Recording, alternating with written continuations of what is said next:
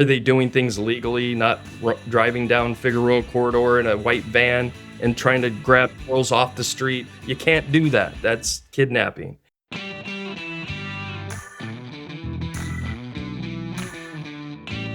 When the World Cup comes to your city, everyone warns about sex trafficking. But what if the bigger risk is something you'd never think to look for? This episode talks about community readiness, what law enforcement, victim service providers, and local partners are doing now to reduce chances of a reactive response later. Ray and Sara share how LA is planning for FIFA with a standing committee, stronger reporting pathways, and training for industries like hospitality and transportation. Hi, I'm Anna. I work at the Global Center for Women in Justice, and I help produce the show. Today, Sandie talks with Ray Bercini, Task Force Coordinator and Law Enforcement Liaison with Saving Innocence, and Sara Elander, Director of Programs at Saving Innocence and Victim Service Coordinator for the LA Regional Human Trafficking Task Force. And now, here's their conversation. I'm so happy to welcome to the Ending Human Trafficking podcast my longtime friend, Ray Bercini. He's retired LA County Sheriff's Detective and lead coordinator for the LA Regional Human Trafficking Task Force, and Sara Elander, Director of Programs at Saving Innocence. Welcome to the podcast. Thank you. Thank you. So I want to dive right in and understand for both of you what your current roles are at Saving Innocence and how your work intersects with the LA Task Force. Sure, I'll start. So I am our Director of Programs, which means that I am managing all of our direct service programming for survivors of human trafficking. So I supervise 6 crisis case managers who are on call 24/7 to respond to the needs of primarily survivors of human trafficking, but also law enforcement and community partners to help them navigate how to address and intercept human trafficking. And then I also supervise our lived experience advisor. So we have an advisor with lived experience who helps inform our programming, who helps inform conferences and youth-led programming. And I get to lead our efforts in the LA Regional Human Trafficking Task Force as one of our programs that I'm super honored to do, which is working side by side with Ray and managing our engagement with the LA County Sheriff's Department, HSI, the U.S. Attorney's Office, navigating those different relationships and how we partner together to serve the community. I'm also the Victim Service Coordinator for the LA Regional Human Trafficking Task Force, so it's a dual role. And I coordinate partnerships with other victim service organizations across LA County. And I've watched you for the last several years as you have grown into this amazing leadership role, and just want to give you a shout out to all of our listeners for your leadership and how you have managed growth. That is a leadership skill that we all have to struggle with at some point, and you've done an excellent job. So thank you. Ray, tell us about you. Well, I have to jump in here too on Sara. Sara is amazing. She's been fantastic in the charge and the lead of all this, especially coming in to the LA Regional Human Trafficking Task Force efforts. Like you mentioned, Sandra, I was 31 years with the LA County Sheriff's Department. My last 6 years, I was with the Human Trafficking Task Force. I wrote a grant in 2015, I know you're familiar with.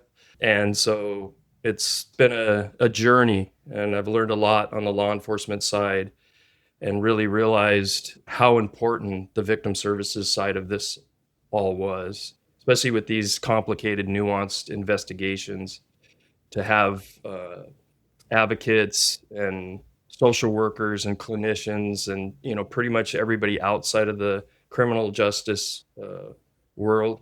It's been amazing to have these partnerships. I came into Saving Innocence about a year after I retired in 2020 from the Sheriff's Department. They were starting efforts around the Super Bowl 2022. And so they brought me back in for that. And then shortly after that, we had re-upped the grant for the Human Trafficking Task Force's nationwide efforts. And so I came under Saving Innocence because that's who I recommended, as well as the Sheriff's Department wanting to partner with Saving Innocence.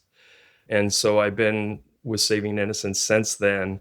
I'm the co-coordinator, and I'm the law enforcement liaison for the task force.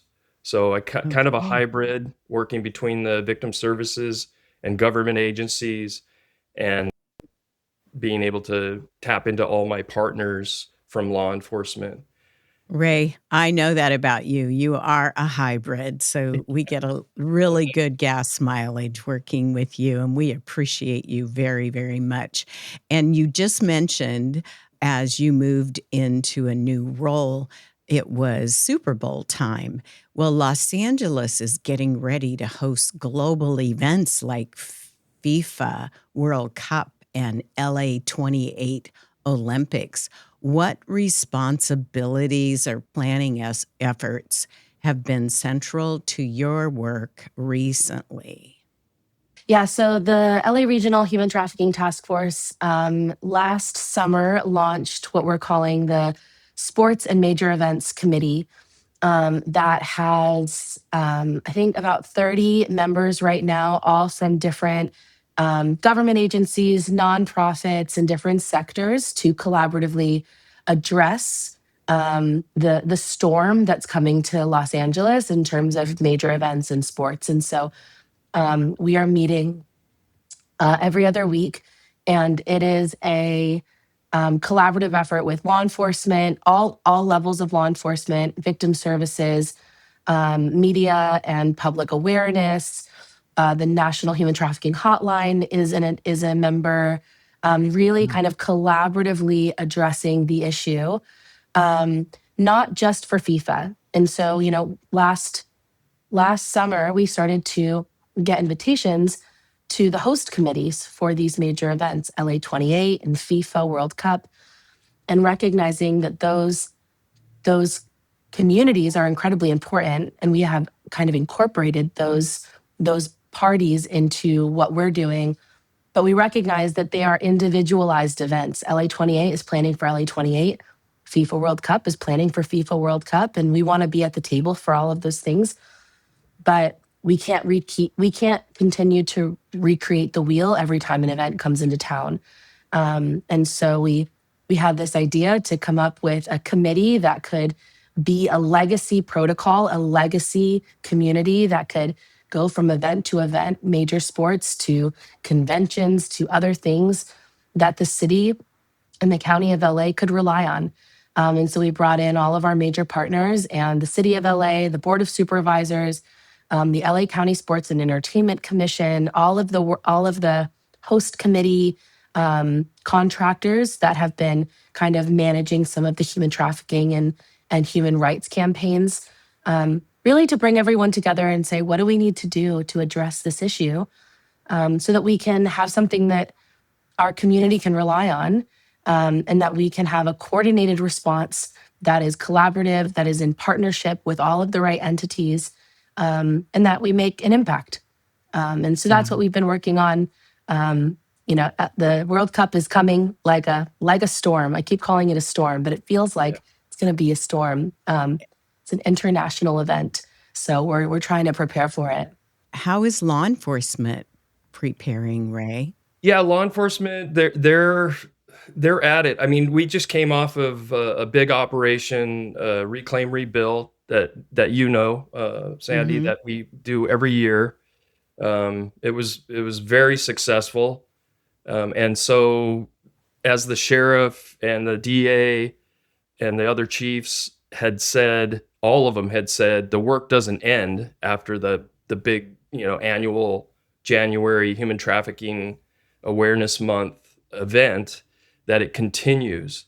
And so law enforcement are, they're going to be gearing up. They're going to be looking at, things that they can identify as it comes up, because there's going to be so many people coming in, especially around these international events like FIFA and not the Super Bowl. We have Super Bowl in 2027, but LA 28, and so you're going to have so many people coming in, and so law enforcement's prepared.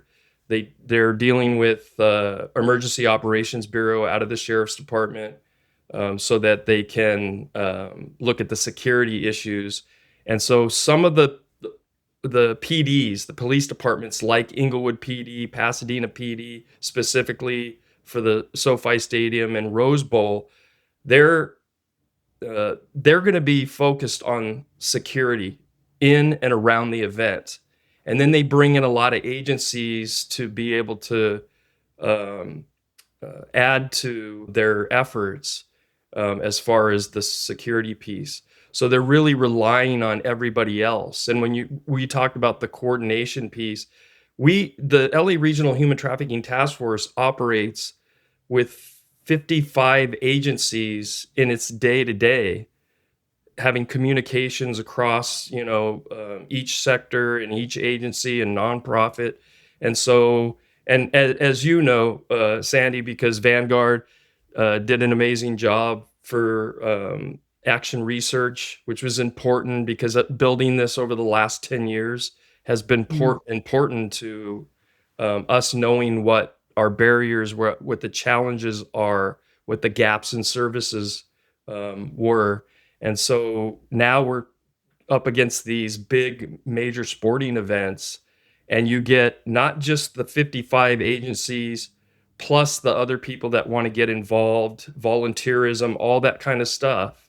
Let's talk about that, because these large events, they raise a lot of public concern about increases in trafficking. So from your perspective, what do you think we should be emphasizing based on our past experience as we prepare for things like World Cup or Olympics?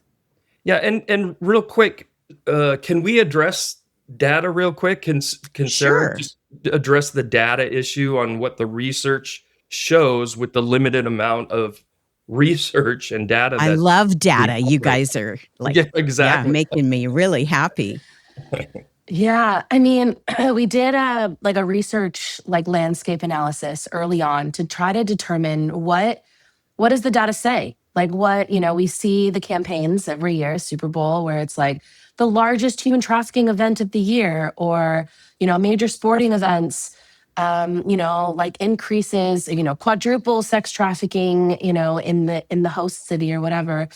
And we just that data doesn't exist. The data doesn't show that there is a huge spike in sex trafficking around major events. But there is no data that disproves it. And this has been my thing for the last 6 months, is that there is no data that shows that it doesn't exist. There is no data that proves that claim. And there's actually data that proves and shows that labor trafficking around these large scale events that that in the lead up to the major events like the Olympics in most host countries significantly increases labor trafficking and labor exploitation because of the amount of work that has to get done in creating stadiums and creating transportation avenues and things like that. And then all of the concessions and vendors and all of the things that surround a major event in a large city. And so we're actually in the process of kind of developing a research study around FIFA that we can use to kind of see what happens in a city like LA when it comes to human trafficking, what increases, what decreases, what is proven, what's not, what are some of these myths that we can bust kind of in the moment, to be able to then use that data to inform how we address Super Bowl, to use the data how we address LA 28, rather than going off of, large kind of misconceptions. And the thing about the misconception about sex trafficking is that it's not that sex trafficking doesn't exist during major events, because sex trafficking is existing on every night in Los Angeles.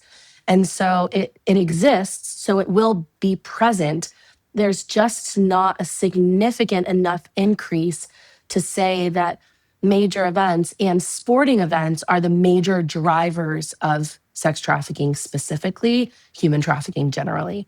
So we are really looking to do research over the next 3 years to be able to contribute to the landscape of what happens in terms of human trafficking, what happens to the city, what is the impact to vulnerable populations, what's the impact to law enforcement, where should we be focusing our law enforcement efforts, so that we can really kind of hone in on the right things, major and the majors, you know? So I'm signing up. I'll join the team because I've always had this sense that early on, we didn't have the same level of training with all of our law enforcement.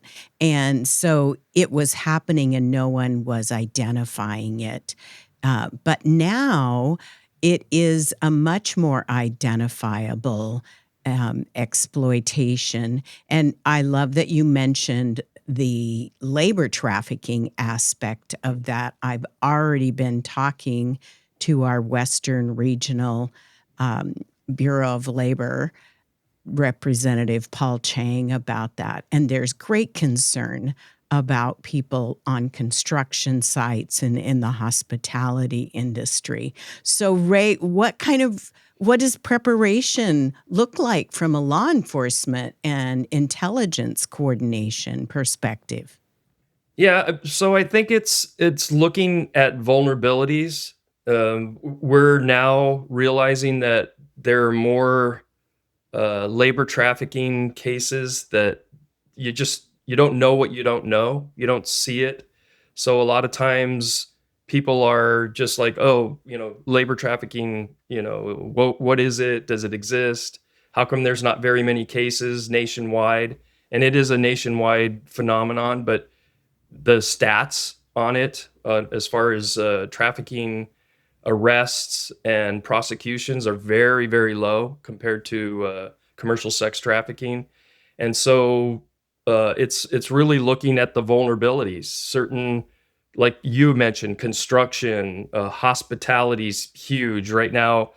Everybody's asking. We're part of the national coordinators platform, and everybody. I think there's 6 or 7 states that are involved in FIFA, plus some other countries. And so everybody's asking those same questions, who are the vendors? Not who are the people running the vending operations like food trucks and carts and all that kind of stuff, but who owns these vending apparatuses? And so looking at that and seeing who contractors are they legitimate contractors? Are they doing what they're doing? Because we know there's layered aspects. We looked at the Palisades and Altadena fire disaster cleanup contractors, and it really leveled down to where it got shady. And so looking at those type of certain aspects of it, we can start to see, like, what things that the law enforcement should be directing their attention to, because otherwise we're chasing what we call ghosts. And when you're chasing ghosts, that's not the best use of your deployment, especially with law enforcement agencies across the nation who are, are understaffed, big time understaffed. And so to be able to really, really hone in on, tips, leads, looking at vulnerability, labor jobs and that type of stuff is the important part for law So, enforcement to focus on. so you mentioned this tips, leads, and just a few minutes ago we were talking about organizations, volunteers coming in. Um, how does that impact the tips and leads? Who's answering the phone when we have thousands of people coming and they have been trained in how to identify human trafficking, usually sex trafficking, more so than labor. So how do you plan for the increased volume of calls, and how do you assess those tips? Sarah's smiling. It's like, oh my gosh, yes, you Yeah. just read my mind. Yeah. Sarah? Yeah, I mean, that's a great question, Sandie. Yeah. I mean, there will be several different platforms for people to be, calling in tips. One of the as a part of our committee, we have 6 subcommittees, and one of them is law enforcement and operations subcommittee, where law enforcement will be coordinating all of their, kind of the event operations, but then also coordinating where are we sending people, because there have to be directions for people to be reporting tips. And so we have FBI, LAPD, HSI, LASD, all represented with additional small law enforcement agencies that will all have the capabilities to be able to take on tips. And so we have Crime Stoppers, which has consistently been a really helpful and reliable way for people to report crime. That will be one of them. FBI and HSI both have their human trafficking tip lines, where they're going to increase their on call roster of agents and staff who will be monitoring during the games. And we also, in partnership with the Human Trafficking Hotline, making sure that, anything that gets caught there, because that always has been a catch-all where people will call the National Human Trafficking Hotline for both identifying survivors calling in, and just needing law enforcement. And right now, we're in the process of updating our protocol with the National Human Trafficking Hotline, making sure that the new contractor, Compass Connections, who is incredible, that they have the most accurate, up-to-date phone numbers and kind of phone tree to be able to get to exactly the right people at the right time. So we have a bunch of different options. And so there will be different connections per avenue, whether they're calling in from, wherever they're getting the number from. But we're also, working hard in outreach to kind of come up with a plan for communities to have the same number, so that we're not throwing out a bunch of different phone numbers. And so trying to coordinate with hospitality, restaurants, transportation, entities, to make sure that we are centralizing as much as possible, but also diversifying so that, people are getting to the right place at the right time. So it's going to be a little bit of a dance. We haven't quite figured it out. And thankfully, not a lot of other FIFA host cities have figured it out either. It makes me feel a little better. Everyone's trying to figure it out. And so we're going to, we have a lot of great options and a lot of really incredible and bought-in partners. And so I feel encouraged, a little overwhelmed, but encouraged. So what this makes me think is that we know we're going to get tips that are people with great intentions, but probably not very viable tips. But at the same time, we're going to be sifting through every tip, so that the ones that do have a place where we can actually do something does happen. And particularly in my world, because Ray and Sarah, that I work very closely with Derek Marsh, also former law enforcement. And law enforcement has a whole set of parameters that have to be met. But victim services, we're able to respond in a much more nimble fashion. And tell us just a little bit about how you're organizing all of those victim service providers in our region. Real quick, and I'll let Sarah kind of expand on it, but in the coordination piece, it's important for everybody to realize that everybody that comes into this needs to know what their mission is. They need to know we share the vision, right? We all share the same vision. It's the podcast, Ending Human Trafficking. What people who are coming into this, they need to understand their value and what they bring to the table. And that's one of the most important things when we first sat down back in 2022 to do Super Bowl was to define what each organization brings to the table. What's their special niche that makes them unique to these efforts, so that we can kind of set the lanes and people stay in their lanes and not cross over back and forth trying to do everything. And that's why even with the LA Regional Human Trafficking Task Force and victim services agencies that are, all throughout LA doing great work. So, having, that in mind, what do I bring to the table? What's our value?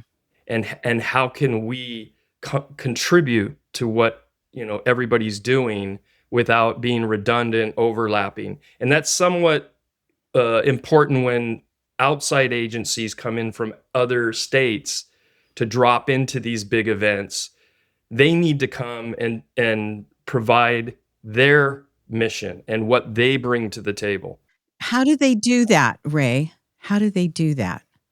Well, the mechanism that we're trying to set up is that there's a vetting process, and who's going to be vetting people who are coming in. So it starts with the LA Sports and Entertainment Commission. They contract the group, nonprofit group that's the FIFA right now. The FIFA host committee, Gabriel Sandoval is leading that. And so when they're trying to figure out, like, what is human trafficking? What does it mean? What is it all about? We're saying, hey, you guys need to come to people who know how to identify who the groups are, what they're bringing to the table. Are they doing things legally, not driving down Figueroa Corridor in a white van and trying to grab girls off the street? You can't do that. That's kidnapping. So it has to be organizations that are going to bring a plus value to the efforts that we're doing. And there's some amazing groups out there that do some amazing things. And so it's just a matter of like, hey, let us know what you guys do so that we can say, hey, yeah, we could really use more of that, or this isn't something that we even address. So that's right now, it's going to depend on the subcommittees. There's how many, Sarah? There's 7 committees that under the sporting events, the major sporting events, 6 committees. So, and then everybody can align with, what committee that they think, is beneficial to them in what their efforts are. And so that's, once they get the information about who's interested, who wants to come in, then we can get it up to where we can have our little vetting team go, have you heard about these people? Sandie, I know you and I have done this already. Yeah. Where, who's this group? What do they do? Have you heard of them? That kind of stuff. Okay. Sarah? Yeah, I mean, I think that, part of the reason that Saving Innocence in particular from the regional task force we've taken the lead on this is that we are the most flexible, the most nimble, the most kind of able to draw in partnerships and collaboration. And so that has always been and probably will continue to be the strength of victim service providers and just nonprofits in general, to be able to really adapt to the current needs at all times.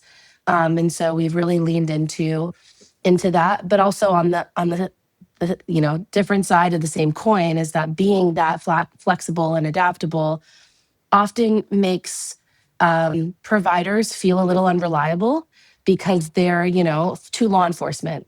And so in this world where we are being good partners and we are operating in partnership and in collaboration, also with the understanding of strategy and operations and safety, recognizing that, there are some protocols that need to be in place in order for law enforcement to feel really comfortable with the service providers that are participating in something like this. And so that's why we, created this space where there could be law enforcement on all levels involved, nonprofits at all levels involved. I mean, it's, HSI, FBI, LAPD, Sheriff's Department, but also our media outreach campaign, It's a Penalty, the Blue campaign with HSI, It really is this like very collaborative space where relationships are being kind of developed and trust is being developed so that we can move forward as a team. There are 30 of us in this leadership team, and then there are 6 subcommittees where people will get to kind of address all of these different categories and really speak into the spaces that they have expertise in.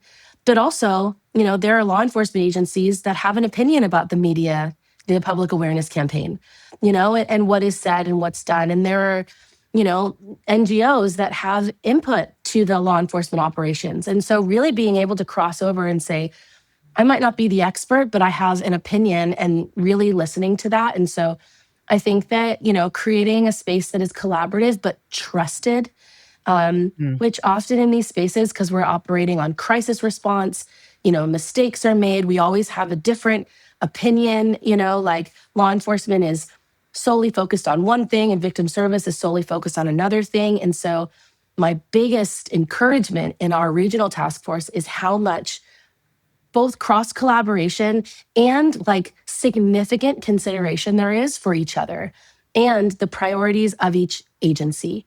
And really being able to see it from a different perspective and adjust, not just on I'm, a law enforcement agent and this is my priority, but really listening to the needs of the other people in the room. And that I think will allow us to vet who's coming into the city. And, I was kind of loosely a part of 2022 Super Bowl. I was actually a program manager at the time. And so I was managing our crisis program. But I heard, from kind of the lore is, there were just a lot of agencies that kind of parachuted in and provided information that was in good spirit, but it made it hard to kind of for law enforcement to trust what they were doing because they came in with a different set of priorities. And then they were offering different services and different directions to survivors that then didn't point back to local resources. And so then, survivors were pointed in a national direction and not a local direction. And so really being able to bring those people to the table and say, how do we point people to local resources and collaborate with all of our partners to make sure that we trust each other to be able to, to point people in the right direction. Wow. So much more conversation that we're going to look forward to. We'll meet again after FIFA to see what you think then. But for today, tell me in a short statement, what does success look like for you after FIFA? We won't even address LA 28 yet. We'll wait. Yeah. So I'll start. I think, and just looking at what we're talking about with coordination, I think it's going to be a big success. But the success that we're really all talking about is, can we recover individuals who are trapped in this horrific crime of trafficking, human trafficking, and that's all forms, commercial sex, sex and labor, and labor. Those are the things that we really, I know from speaking from the victim service world, is the most important thing, and that the survivors and the clients get the resources that they need. And one agency can't do that. Saving Innocence definitely isn't going to be able to do all that. So we need to partner with as many folks out there that are, willing to, step into this effort. But warning to everybody, the caveat: once you step in it, it's hard to get out. I retired 5 years ago. I'm still in this, and happily, because I really am passionate about this. Sara, what does success look like the day after FIFA? I mean, I echo what Ray said, is that I mean, best case scenario is that there are survivors of human trafficking that that experience some level of freedom and some level of hope and being on the other side of that experience. That is Obviously, the top priority is that survivors are identified and seen and treated with dignity and respect, and that they see justice. In April, we're hosting a really large scale training event for all hospitality, transportation, tourism, community members, all of those industries, so that they can really understand and identify the indicators of human trafficking. And on the day after FIFA, if more people know what to look for, what indicators are, and how to identify and what to do when they encounter someone that they suspect might be a victim of human trafficking, that's a win for me. And so if we can equip and empower community members and business owners to be able to identify the signs of forced labor or sex trafficking and do something about it in a way that is informed and educated, I mean, I don't know what more success we could have. And so I think that those are the things that I'm hopeful for. Wow. What a great note to end this podcast on. And do I have your agreement? We'll come back and revisit this right after FIFA. Yes. Absolutely. Give me like a month. Oh, you need a month. Okay. We'll do that. But we are with you. We're going to follow you. We're going to be part of that community response. Thank you so much for joining me today. Thank you. Thank you. A big thank you to Sara Elander and Ray Bercini for helping us understand what it actually takes to get ready for something like FIFA in Los Angeles. Listeners, if you liked this conversation, make sure you check out our website at endinghumantrafficking.org for tons of in-depth show notes and other resources. If you'd like to help us grow this podcast, you can start by sharing this episode with someone and connecting with us on Facebook, Instagram, or LinkedIn. And as always, thanks for listening.